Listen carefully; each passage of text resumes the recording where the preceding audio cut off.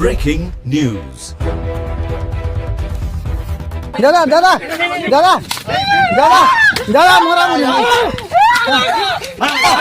দাদা দাদা তো সি দাদা তো তো সবু আসুন দাদা মারামারি নে করো সবু আসুন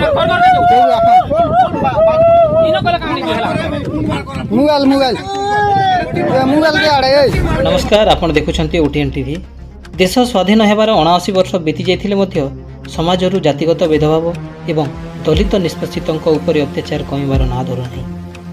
कलाहांडी जिला जयपाटना ब्लॉक अंतर्गत मुखीगुड़ा पंचायत तालगुड़ ग्राम में एभली एक अमानुषिक घटना घटी जहाँ मानविकता को लज्जित करिछि। गोमांस और चमड़ा व्यवहार करुवा सन्देह किसी दुर्वृत्त निजकू बजरंग दलर कर्मी तथा गोरक्षक साजी 2 जन दलित युवकों मरणांतक आक्रमण करथिबा अभियोग होइछि। सूचना अनुसार तालगुड़ ग्रामर 4 जन व्यक्ति गोमांस एवं चमड़ा व्यवहार करुवा अभियोग कर किछि युवक से अटकाई कथा कटाकटी यह उग्र रूप नहीं स्वघोषित गोरक्षक मैंने आईन को हाथ को नहीं 2 जन दलित युवकों खंडा और कातिर निर्मम भाव आक्रमण करथिले। आक्रमण एते भयंकर थिला जे युवक द्वयंक जीवन चली जीवार संभावना थिला। केवल सेतिक नुहे दुर्वृत्त माने युवकों पाखरु मोबाइल एवं 5000 टंका मध्य जोर जबरदस्ती लुट नहीं अभियोग होइछि।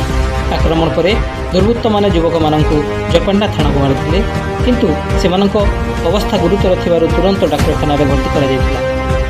जड़े युवक अत्यंत गुरुतर थिबारु तांकु भवानीपाटना मुख्य चिकित्सालय रे भर्ती करा जायतिबा बेले अन्य जने युवक जयपाटना गोष्ठी स्वास्थ्य केन्द्र चिकित्सित होइछन्ति। ଏହି ଘଟଣା ଏବେ ଅଞ୍ଚଳରେ ଚାଞ୍ଚଲ୍ୟ ଖେଳାଇ ଦେଇଛି।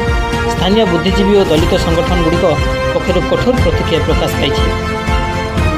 ଯଦି କେହି ଆଇନ ବିରୋଧୀ କାମ କରୁଛନ୍ତି ତେବେ ପୋଲିସ ବା ପ୍ରଶାସନ ପଦକ୍ଷେପ ନେବା କଥା। ସାଧାରଣ ଲୋକ ବା କୌଣସି ସଂଗଠନ ଆଇନକୁ ହାତକୁ ନେବାର ଅଧିକାର କେଉଁଠି ପାଇଥାଏ? ଜୟପାଟଣା ଏବଂ ମୁଖିଗୁଡ଼ାର ଏହି ଦୁର୍ବୃତ୍ତମାନେ କାହିଁକି ଖୋଲାଖୋଲି ମରଣାନ୍ତକ ଅସ୍ତ୍ରଶସ୍ତ୍ର ଧରି ଆକ୍ରମଣ କଲେ?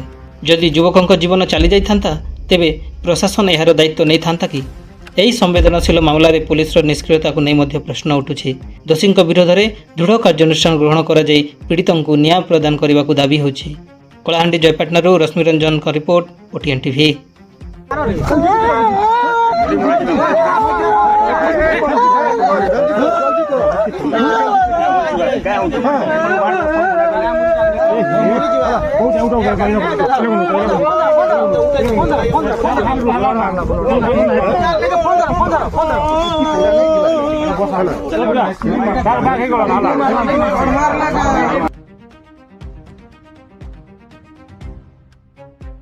OTN TV खबर नुहे विश्वासर स्वर।